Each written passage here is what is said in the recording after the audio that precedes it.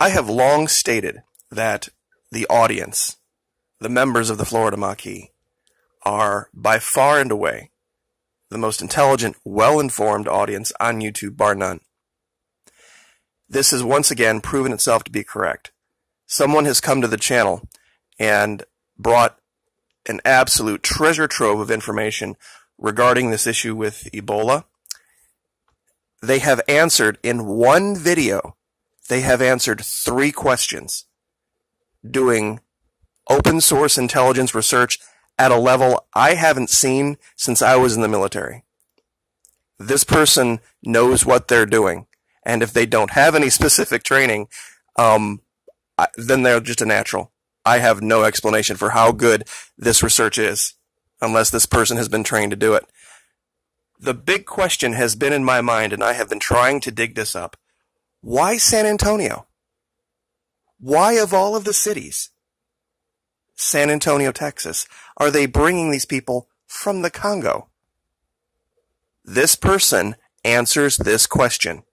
And not only does this person answer this question, this person reveals exactly how completely, totally, utterly misinformed the health director of San Antonio is about the virus, how it spreads, and who's at risk and who's not. But also, like icing on the cake, shows exactly why you should be terrified of handling cash. And we're going to show that through some snippets from the video that this particular channel operator showed me. Now, let's give credit where credit is due. The channel is **411. Now, I'll be very honest, I've never heard of this channel.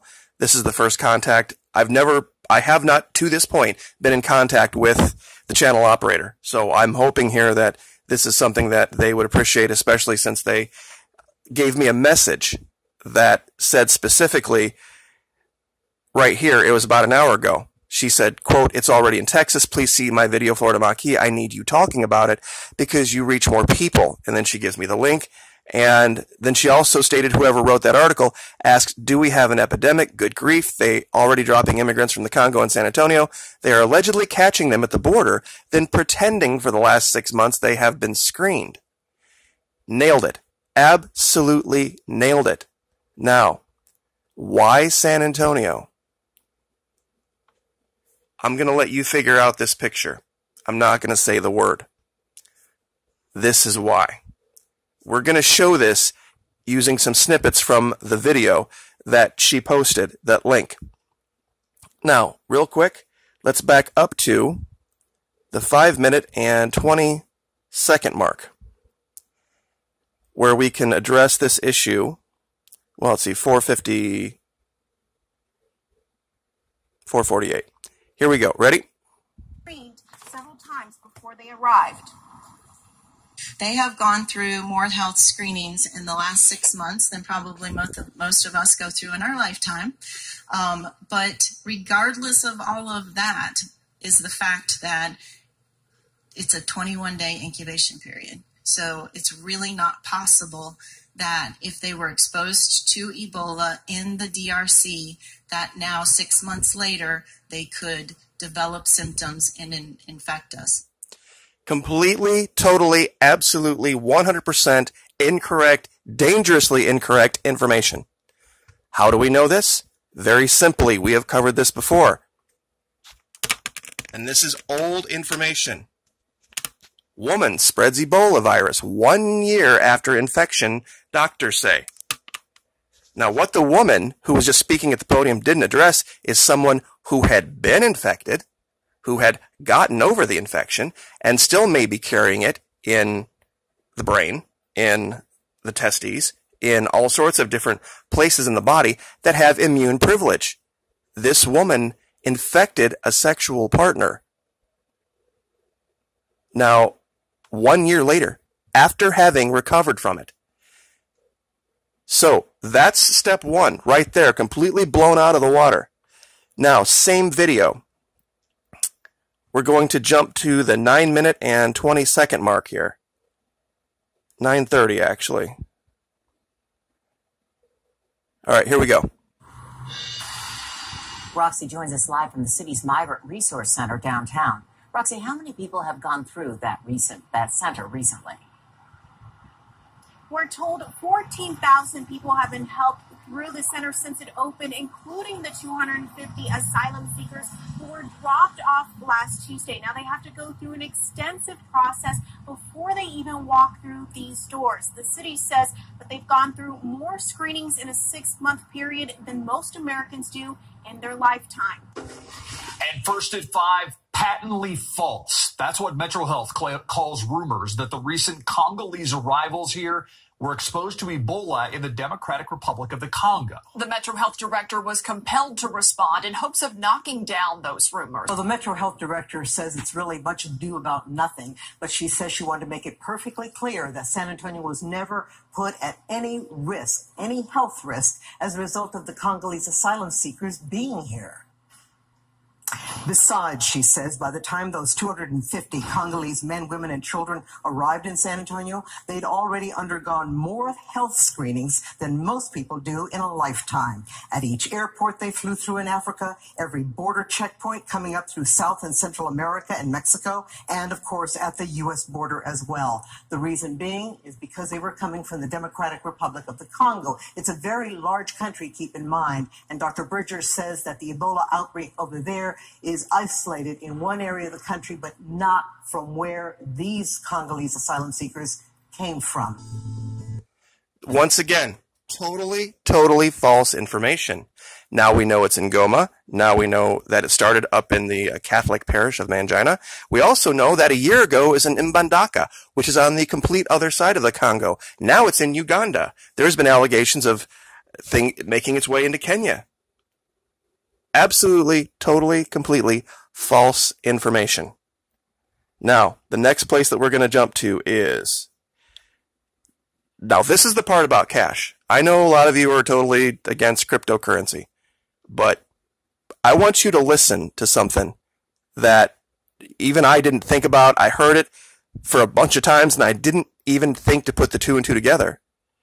We're going to jump to the 21-minute and 55-second mark here. Here we go. Listen to this guy who was in San Antonio. I mean, who's... I couldn't get deeper than this, but what I found out is through an aid worker there, he said they actually do have money, quite a few of them, because he spotted them under a tree right in front of the shelter, counting a roll of money with $100 bills, and he spotted them, and they just put it back in the pocket. He didn't take it away of them, of course, but they're still hanging there and waiting for, public help. So where did they expect to be going? Did they have friends or family here? Okay, so these people are coming here with massive amounts of U.S. cash. Massive amounts of U.S. cash. Guess what they're going to be doing with it? They're going to be handling it. They're going to be passing it between themselves. They're going to be putting it into cash registers all over the place, and it's going to vector all over that city, which is going to vector all over Texas. And who knows? Somebody visits San Antonio, then they get some of that cash, then they travel back to their home in, say, Indiana, or West Virginia, or Idaho, and now it's everywhere. They're coming in, having handled rolls of cash through this entire escapade, however they got here. Now, the very end is where they nail the 2 points, the final 2 points here. So let's jump to the 25-minute part of that video. This is amazing how you do research. This is really incredible.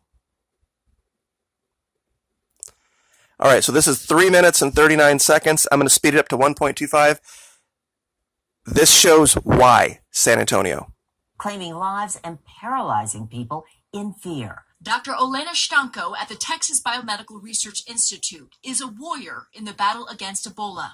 After gearing up in these protective suits, she handles deadly pathogens in this lab. There's only a handful of facilities like this in the country. If we can look at another and we see differences. Stanko is part of a team studying how Ebola makes its way into cells and replicates. If we know how the virus enters the cell, we can find a way to target that entry and ultimately block it. She says they already know the virus invades the body through a process called macropinocytosis. Imagine the surface of the cell, and imagine the surface is just extending its arms around the virus, engulfing it and breathing inside the cell, so the virus can get engulfed and start replicating. What they discovered is a second process happening at the cell surface. It was very surprising to find that another mechanism called autophagy, or self-eating, was involved in uptake of the virus from the cell surface. She says finding ways to regulate these two processes would be the next step. It's very important to understand the biology of these emerging viruses, because viruses are not going anywhere. They are going to keep emerging. So we have here the facilities and expertise to study these viruses.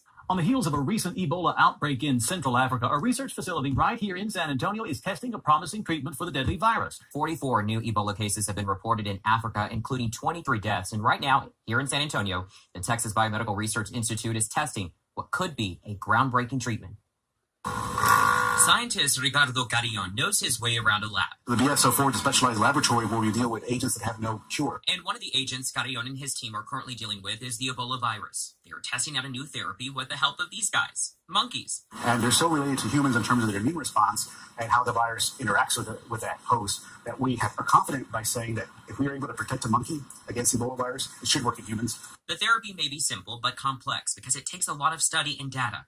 Carrion explains how it works. So in the study that we're doing now, and again, these are animal studies, but we're trying to mimic what would happen in a human study.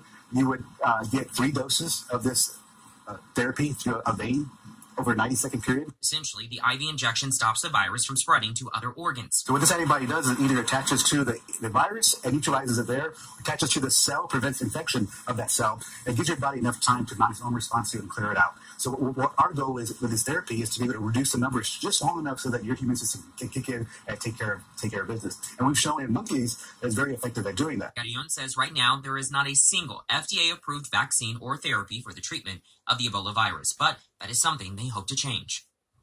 Now, Carrion says this is the first of several studies. They hope that the therapy will be available for us by 2023. And what is extraordinary about Texas Biomed, it is the only private research center in the world that has both primates and a level 4 biosafety lab. And it is one of the few places where this type of research can be done. It's the only private biomedical research that has level 4 and can do it. That's why. Because if they were doing it publicly, that stuff would be information you and I would have access to eventually. This is why they chose San Antonio. This is because of this research center. They chose San Antonio to bring these people in because that research center is there. And you mark my words on this. This is why. This is why they chose San Antonio.